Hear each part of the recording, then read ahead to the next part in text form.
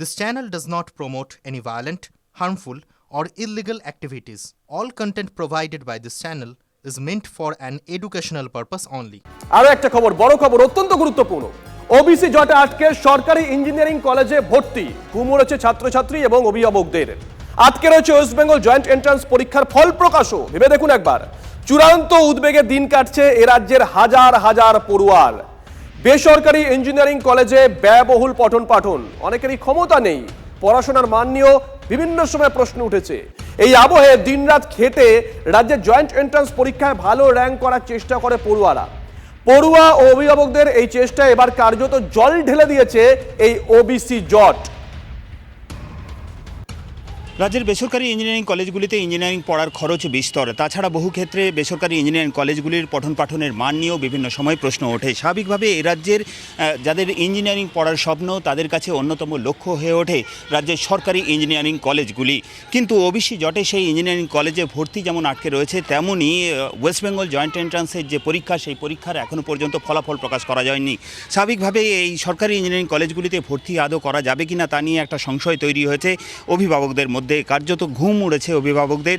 মধ্যবিত্ত এবং নিম্নবিত্ত পরিবারের যারা ইঞ্জিনিয়ারিংয়ের স্বপ্ন দেখেন, তাদের কাছে একমাত্র মাধ্যমে এই সরকারি ইঞ্জিনিয়ারিং কলেজগুলি। স্বাভাবিকভাবে তারা চূড়ান্ত অনিশ্চয়তার মধ্যে দিন কাটাচ্ছেন। বলা চলে তাদের রাতের ঘুম উড়েছে।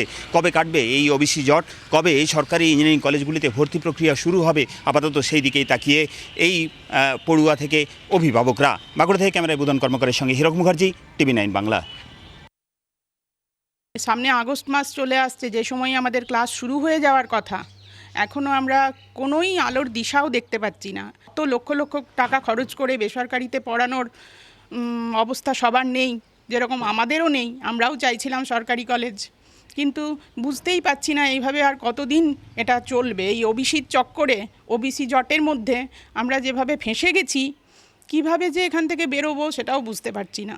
সমস্ত গার্জেনই মনে হয় আমার মতো, যারা সবাই উদ্বিগ্ন হয়েই আছে। রাতের ঘুম উড়ে যাওয়ার মতনই অবস্থা হয়ে আছে আমাদের, কি হবে জানি না। প্রচণ্ড উদ্বিগ্নের মধ্যে রয়েছি এবং মানসিকভাবে প্রচণ্ড চাপ হচ্ছে। কারণ জয়েন্টের ওয়েবসাইট খুলি কিন্তু কোনো রেসপন্স পাচ্ছি না, এবং এটার সঙ্গে সঙ্গেও আর একটা পরীক্ষা WBG এর জেন পাসটা, সেটারও মানে পরীক্ষার গত বছরে পরীক্ষার ডেট পেরিয়ে প্রায় 1 মাস হয়ে গেল। জেন পাসেরও কোনো ফর্ম ফিল আপ অ্যাপ্লিকেশান এখনো পর্যন্ত বেরোয়নি। বেশিরভাগ মানুষেরই বেসরকারি কলেজে পড়ানোর সামর্থ্য নেই। তারা সরকারি কলেজের অপেক্ষাতেই থাকে, আর তারা রেজাল্টেই জানতে পারছে না, তো কোন অবস্থায় থাকবে তারা? কাজেই পশ্চিমবঙ্গ সরকার যেভাবে হিন্দু ওবিসিদের স্বার্থ একেবারে ক্ষুণ্ণ করে মুসলিম ওবিসিদের সেগুলো দেওয়ার চেষ্টা করছে, যার ফল হচ্ছে আজ এই ছাত্র সমাজকে ভোগ করতে হচ্ছে। আজ 3 মাস হয়ে গেল, এখনো বেরোচ্ছে না। অর্থাৎ পুরো যে কারিকুলাম সেটা পিছিয়ে যাবে। এটা অত্যন্ত গর্হিত কাজ হচ্ছে।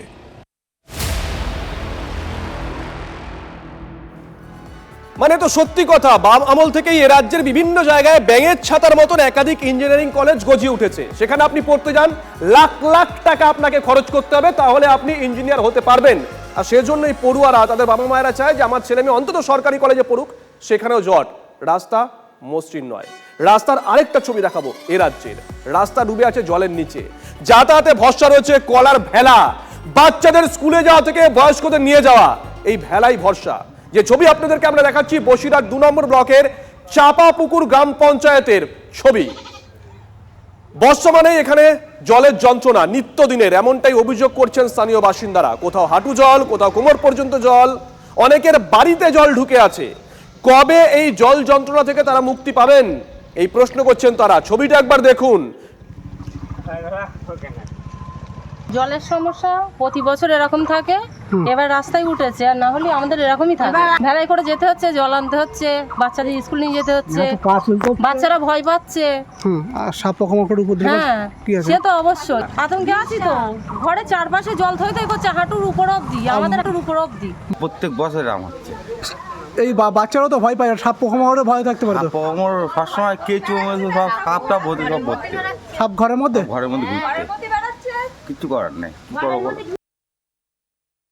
পঞ্চায়েতগতভাবে ব্যবস্থা বলতে আমরা ডিএম কে জানানো হয়েছে, এটা নিয়ে চলছে এই যে 6 মাস ধরেই। একটা সবুজ সংকেত এসছে, একটা ক্যানেল ওই যে চকপাড়া সাতপুর ওই দিক দিয়ে একটা বড় ক্যানেল আমাদের তৈরি করা হবে, খুব শীঘ্রই চালু হয়ে যাবে কাজটা। তাতে মনে হয় সবাই উপকৃত হবে। এটা একটা ছবি, একমাত্র ছবি নয়, আরো একটা ছবি আছে দেখুন। দীর্ঘ 2 দশক ধরে হয়নি কোনো সংস্কার, ভগ্নপ্রায় ব্রিজ দিয়ে প্রাণ হাতে করে চলছে যাতায়াত। এই সেতু আশেপাশের প্রায় 7টি গ্রামের মানুষের যাতায়াতের প্রধান মাধ্যম হলেও প্রশাসন উদাসীন, এমনটাই অভিযোগ করছেন পুরসুরার আমজনতা। গ্রামবাসীর অভিযোগ করছেন বিগত বাম আমল থেকে এলাকার এই জুগাই খালের ওপরে থাকা ব্রিজটি সংস্কারের অভাবে ধুঁকছে। দেখুন কি অবস্থা, সময়ের সঙ্গে সঙ্গে সংস্কার না হয় ব্রিজের অবস্থা আরো বিপজ্জনক হয়ে উঠেছে। কার্যত প্রাণ হাতে করেই ব্রিজ পার হতে হচ্ছে ভেউটিয়া, গোপালদহ সহ আশেপাশের বেশ কয়েকটি গ্রামের মানুষের। দ্রুত সংস্কার না হলে যে কোনো সময় বড় দুর্ঘটনা ঘটতে পারে। ব্রিজটা মানে পড়েও যাচ্ছে, মাঝে মধ্যে পড়ে যাচ্ছে লোক, মানে সৌভাগ্যবশত এখনো মৃত্যুর ঘটনা ঘটেনি, কিন্তু আহত হচ্ছে, অনেকেই আহত হয়েছে। ঘরকে গেলে ফের পড়ে ফেলবে, বুঝলেন তো? এইভাবে আমাদের পেট চালাতে হয়। আর নেতা মন্ত্রী চুপচাপ বসে আছে, আর আমাদের এখানে মানে আপনারা এটা নিয়ে কাউকে জানিয়েছেন? অনেক কিছু হয়েছে, বৈঠকি ছেড়ে বসে বসে আলা হয়ে যাচ্ছে, কোনো তাদের পরিস্থিতি নেয় না। কিভাবে যান আপনারা? যেভাবে যাচ্ছি কি মরণ মাছুল নিয়ে যাচ্ছি, সাইকেল নিয়ে যেমন আমার এরকম হাত কেটে গেছে, এই যে পায়ে এইটা পা কেটে গেল। বন্যার সময় পোল ভেঙে যায়, তারপরে ওখানে প্রচন্ড জল উঠে যায়, পোল ভেঙে যায়। আমাদের অন্য দলে জানেন, তাহলে শাসক বিরোধী দল, তিনি একবারও মানে ভোটটা নিয়ে চলে গেলেন, তিনি একবারও দেখতে এলেন না। এর আগে বারবার ফোন করানো হয়েছে, তিনি ফোন তুলছেন। হ্যাঁ, বীজের ব্যাপারে বলেছেন। হ্যাঁ, বারবার আমরা তাকে আমাদের অন্য মারফত আমরা তাদের নেতৃত্ব দিয়ে জানানো হচ্ছে, তিনি কোনো গুরুত্ব দেননি। অনেকটা ড্যামেজই হয়েছে, এটা ঠিকই। তারপরে গতবার বন্যাতে আরও বেশিভাবে ড্যামেজ হয়। এটা অলরেডি আমাদের জেলা পরিষদকে টেক আপ করা হয়েছে, জেলা পরিষদকে জানানো হয়েছে, লিখিত চিঠি সহ সবই জানানো হয়েছে। ওনারা দ্রুত এটা ঠিক করে দেবে। এটা অলরেডি ওরা স্টেপ নিয়েছে, বেশি দিন লাগবে না, এটা আশা করি ঠিক হয়ে যাবে তাড়াতাড়ি। হ্যাঁ, এটা নিয়ে আমি অলরেডি জেলার কর্মদক্ষ এডিএম স্যারের সঙ্গে সবার সঙ্গে সাক্ষাৎ হয়েছে। এটা যত তাড়াতাড়ি সম্ভব হয়ে যাবে, আমরা দেখে নিচ্ছি এটা।